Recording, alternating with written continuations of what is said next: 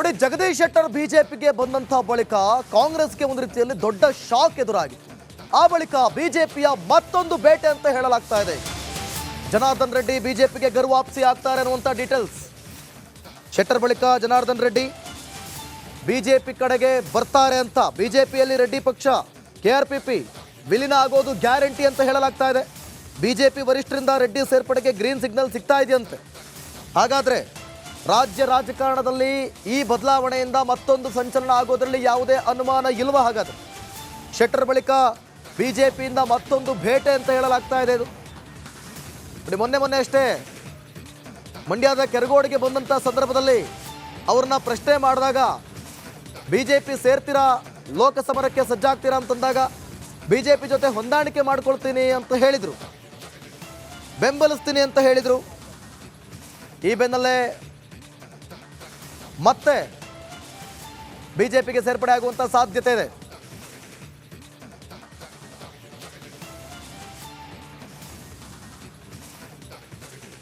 ಗಡಿನಾಡಲ್ಲಿ Reddy brothers ಮುನಿಸು ಅಂತ್ಯವಾಯಿತಾ ಅನ್ನುವಂಥ ಪ್ರಶ್ನೆ. ಕಳೆದ ಚುನಾವಣೆಯಲ್ಲಿ ಇಬ್ಬರೂ ಕೂಡ ಅಸಮಾಧಾನ ಆಗಿದ್ರು, ಮುನಿಸ್ಕೊಂಡಿದ್ರು. ಈ ಬೆನ್ನಲ್ಲೇ ಇವರಿಬ್ಬರು ಕೂಡ ಈಗ ಒಂದಾಗುವ ಲಕ್ಷಣಗಳು ಎದ್ದು ಕಾಣ್ತಾ ಇದೆ. ರಿಪಬ್ಲಿಕ್ ಕನ್ನಡಕ್ಕೆ ಸೋಮಶೇಖರ್ ರೆಡ್ಡಿ ಎಕ್ಸ್ಕ್ಲೂಸಿವ್ ಆಗಿ ಮಾತನಾಡಿದ್ದಾರೆ.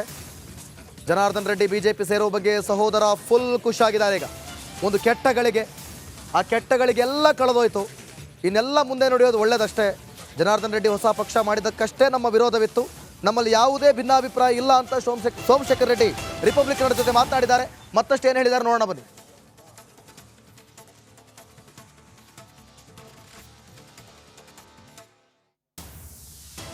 ಈಗ ರಾಜ್ಯದಲ್ಲಿ ಜಗದೀಶ್ ಶೆಟ್ಟರ್ ನಂತರ ಮತ್ತೊಬ್ಬ ನಾಯಕನನ್ನು ಸೆಳೆಯೋದಕ್ಕೆ ಬಿಜೆಪಿ ಮುಂದಾಗಿದೆ ಅನ್ನುವ ಚರ್ಚೆ ಜೋರಾಗಿರ್ತಕ್ಕಂಥದ್ದು. ಅದು ಗಣಿತನಿ ಗಾಲಿ ಜನಾರ್ದನ್ ರೆಡ್ಡಿ ಅವರು ಮತ್ತೆ ಬಿಜೆಪಿಗೆ ಬರ್ತಾರೆ ಅನ್ನುವ ನಿಟ್ಟಿನಲ್ಲಿ ಸಾಕಷ್ಟು ಚರ್ಚೆ ಆಗ್ತಾ ಇರತಕ್ಕಂಥದ್ದು.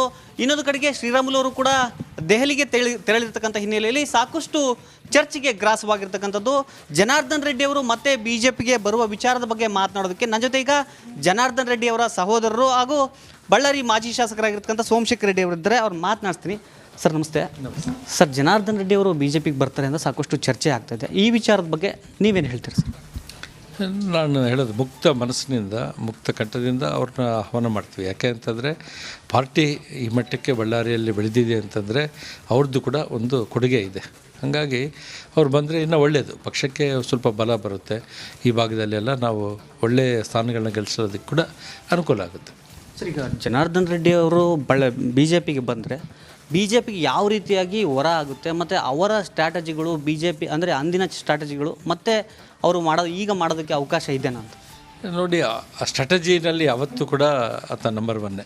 ಸ್ಟ್ರಾಟಜಿ ಮಾಡೋದ್ರಲ್ಲಿ ಚೆನ್ನಾಗಿ ಮಾಡ್ತಾನೆ. ಸ್ಟ್ರಾಟಜಿ ಯಾರನ್ನ ಹೆಂಗೆ ಇದು ಮಾಡಬೇಕು, ಅವ್ರನ್ನ ಪಾರ್ಟಿಗೆ ಕರ್ಕೋಬೇಕು, ಇನ್ನು ಪಾರ್ಟಿಗೆ ಬಲ ಮಾಡಲಿಕ್ಕೆ ಏನೇನು ಅವಶ್ಯಕತೆ ಇದೆ ಅನ್ನೋದು ಆತ ಗೊತ್ತು, ಮಾಡ್ತಾನೆ. ಸಂಘಟನೆಯಲ್ಲಿ ನಂಬರ್ ಒನ್. ಹಾಗಾಗಿ ಅದು ಶ್ರೀರಾಮುಲುಗೂ ಸ್ವಲ್ಪ ಅನುಕೂಲ ಆಗುತ್ತೆ ಈ ಭಾಗದಲ್ಲಿ. ಜನಾರ್ದನ್ ರೆಡ್ಡಿ ಅವರು ಸಾಕಷ್ಟು ಇನ್ನೊಂದು ವಿಷಯ ಚರ್ಚೆ ಆಗ್ತಾ ಇರೋದೇನಂದ್ರೆ ಸರ್, ಜನಾರ್ದನ್ ರೆಡ್ಡಿ ಅವರು ಅವರ ಸಹೋದರರು ಮತ್ತು ಶ್ರೀರಾಮುಲು ಅವರ ನಡುವೆ ಭಿನ್ನಾಭಿಪ್ರಾಯ ಇದೆ. ಇಂಥ ಸಂದರ್ಭದಲ್ಲಿ ಇನ್ನೂ ಭಿನ್ನಾಭಿಪ್ರಾಯ ಮುಂದುವರೆದತ್ತಾ ಇಲ್ಲ ಅನ್ನೋದು ಎಲ್ಲರಿಗೂ ಕೂಡ ಆಸಕ್ತಿ ವಿಚಾರ ಸರ್. ಈ ಬಗ್ಗೆ ಏನು ಹೇಳ್ತೀವಿ ಸರ್? ನೋಡಿ, ಭಿನ್ನಾಭಿಪ್ರಾಯ ಬೇರೆ ಪಕ್ಷ ಇಟ್ಟಿದ್ದಕ್ಕಾಗಿ ಭಿನ್ನಾಭಿಪ್ರಾಯ ಬಂತು ಆಗಲಿ, ಇಲ್ಲಾಂತಂದರೆ ಪರ್ಸ್ನಲಾಗಿ ಏನು ಭಿನ್ನಾಭಿಪ್ರಾಯಗಳು ಯಾರಿಗೂ ಏನೂ ಇಲ್ಲ. ಎಲ್ಲರೂ ಐಕ್ಯಮತ್ಯದಿಂದ ಇರಬೇಕಂತ ನಮ್ಮ ಮನಸ್ಸಿಗಿದೆ, ಎಲ್ಲರಿಗೂ ಇದೆ. ಜನರ ಅಭಿಪ್ರಾಯ ಕೂಡ ಅದೇ ಇದೆ. ಎಲ್ಲರೂ ಒಗ್ಗಟ್ಟಾದರೆ ಇವರು ಬಳ್ಳಾರಿನ ಇನ್ನೂ ಅಭಿವೃದ್ಧಿ ಮಾಡ್ತಾರೆ, ಇನ್ನೂ ಚೆನ್ನಾಗಾಗುತ್ತೆ ಬಳ್ಳಾರಿ ಅನ್ನೋದೇ ಜನರ ಮಧ್ಯದಲ್ಲಿ ಒಂದು ಚರ್ಚೆ ಆಗ್ತಾಯಿದೆ. ಯಾಕಂದರೆ ಸರ್, ಕೆಲವೊಂದು ಸಂದರ್ಭದಲ್ಲಿ ಜನಾರ್ದನ್ ರೆಡ್ಡಿ ಅವರು ಬಹಿರಂಗವಾಗಿ ಹೇಳಿದರು, ನಾನು ಬೆಳೆಸಿದವರೆಲ್ಲ MLA ಆಗಿ ಬೆಳೆಸಿದೆ, ಮಿನಿಸ್ಟರ್ನಾಗಿ ಮಾಡಿದೆ, ಆದರೆ ಈಗ ಅವರೆಲ್ಲ ಮನೇಲಿದ್ದಾರೆ, ನಾನು MLA ಆದೆ, ನನ್ನನ್ನು ಸಪೋರ್ಟ್ ಮಾಡಲಿಲ್ಲ ಅನ್ನೋದನ್ನು ಬಹಿರಂಗವಾಗಿ ಅವರು ಅಸಮಾಧಾನ ಹೊರ ಹಾಕಿದ್ರು ಸರ್. ಅಂತಹ ಮಾತುಗಳು ಕೆಲವೊಂದು ಟೈಮಲ್ಲಿ ಕಠಿಣ ಅನಿಸುತ್ತೆ ಸರ್. ಕಠಿಣವಾಗಿ ಮಾತಾಡೋದು ಆತನ ಒಂದು ರೂಢಿ ಅದು. ಹಂಗಾಗಿ ಅದನ್ನು ನಾವೇನು ಇಟ್ಕೊಳ್ಳಲ್ಲ, ಸಣ್ಣವನಲ್ಲ ಎಲ್ಲರಿಗಿಂತ, ಹಂಗಾಗಿ ಏನೂ ತೊಂದರೆ ಇಲ್ಲ. ಸರ್, ಜನಾರ್ದನ್ ರೆಡ್ಡಿ ಅವ್ರ ತಮ್ಮ ಹತ್ರ ಏನಾದರೂ ಮಾತಾಡಿದ್ದಾರೆ ಸರ್? ಇಲ್ಲ, ಇಲ್ಲಿವರೆಗೆ ನನ್ನ ಮಾತುಕತೆ ಆಗಿಲ್ಲ. ಸರ್, ನಿಮಗಿರೋ ಮಾಹಿತಿ ಪ್ರಕಾರ ಜನಾರ್ದನ್ ರೆಡ್ಡಿ ಅವರು ಯಾವಾಗ ಸೇರ್ಪಡೆ ಆಗ್ಬೋದು, ಏನೆಲ್ಲ ಈ ಪ್ರೊಸೆಸ್ ನಡೀತಿದೆ? ಹೈಕಮಾಂಡಿಂದ ಒಂದು ಇದು ಬರಬೇಕು, ಅಲ್ಲಿಂದ ಬಂದು ಸೇರಿಸ್ಕೊಳ್ರಿ ಅಂತ ಹೇಳಿದ್ಮೇಲೆ ನಮ್ಮ ಪಕ್ಷದವ್ರು ಕೂಡ ಸೇರಿಸ್ಕೊಳ್ತಾರೆ. ಅಲ್ಲಿವರೆಗೆ ನಾವು ಕಾಯಬೇಕು. ಇದಿಷ್ಟು ಜನಾರ್ದನ್ ರೆಡ್ಡಿ ಅವರ ಸಹೋದರ ಹಾಗೂ ಮಾಜಿ ಶಾಸಕರಾಗಿರ್ತಕ್ಕಂಥ ಸೋಮಶೇಖರ್ ರೆಡ್ಡಿ ಅವರ ಮಾತು. ಜನಾರ್ದನ್ ರೆಡ್ಡಿ ಅವರು ಮತ್ತೆ BJPಗೆ ಬಂದರೆ ಒಳ್ಳೆಯದಾಗುತ್ತೆ, ಜೊತೆಗೆ ಪಕ್ಷಕ್ಕೂ ಕೂಡ ಒಳ್ಳೆಯದಾಗುತ್ತೆ. ಪಕ್ಷ ಸಂಘಟನೆಯನ್ನು ಮಾಡೋದ್ರಲ್ಲಿ ಮತ್ತು ಸ್ಟ್ರಾಟಜಿಗಳನ್ನು ಮಾಡೋದ್ರಲ್ಲಿ ಜನಾರ್ದನ್ ರೆಡ್ಡಿ ಅವರದ್ದು ಎತ್ತಿದ ಕೈ. ಹೀಗಾಗಿ ನಮಗೆ ಮುಂದಿನ ಚುನಾವಣೆ ದೃಷ್ಟಿಯಿಂದ ಸಹಾಯವಾಗುತ್ತೆ. ಅವರು ಬಂದರೆ ಮುಕ್ತ ಮನಸ್ಸಿನಿಂದ ಸ್ವಾಗತ ಮಾಡ್ತೀನಿ ಅಂತ ಇಲ್ಲಿ ಹೇಳ್ತಾ ಇರ್ತಕ್ಕಂಥದ್ದು. ಕ್ಯಾಮರಾ ಪರ್ಸನ್ ಸಿದ್ದು ಜೊತೆ ರೇಣುಕಾರಾಧ್ಯ, ರಿಪಬ್ಲಿಕ್ ಕನ್ನಡ, ಬಳ್ಳಾರಿ.